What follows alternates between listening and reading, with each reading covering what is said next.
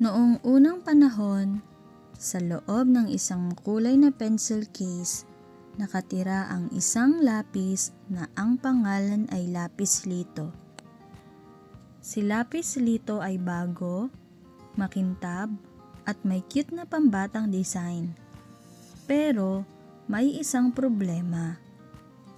Ayaw niyang magpatalas. "Aray, masakit yan!" Reklamo ni Lito tuwing lalapit ang sharpener. Isang araw, dumating ang batang si Mia, isang masipag na estudyante. Kinuha niya si Lapis Lito para magsulat sa notebook. Pero, nung sinubukan ni Mia magsulat, "Ha? Bakit hindi ka makasulat?" tanong ni Mia. "Hindi ko kaya. Baka maputol ako pag pinatalas mo," sabi ni Lito. Nalungkot naman ang batang si Mia. "Kailangan kita sa assignment ko." Lumapit ang pambura na si Burabibo at sabi, "Lito, hindi mo ba alam? Kaya ka lapis kasi para ka magsulat. Hindi ka magiging magaling kung lagi kang natatakot." Tumahimik si Lito.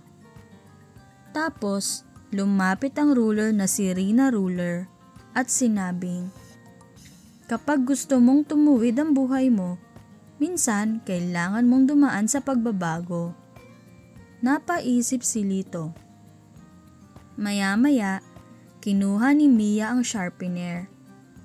"Lito, magtitiwala ka ba sa akin?" Okay, subukan natin." Napapikit si Lito.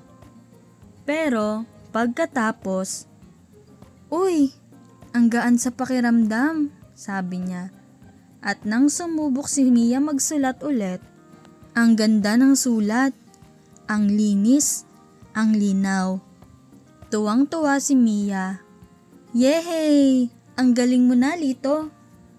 Ngumiti si Lito.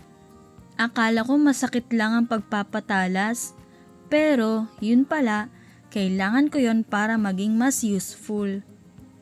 Mula noon, hindi na natakot si Lapis Lito sa sharpener. At araw-araw, masaya siyang tumutulong kay Mia sa pagsusulat ng mga pangarap. Aral ng kwento: huwag matakot sa pagbabago dahil minsan ito ang daan para mas gumaling at mas maging matatag.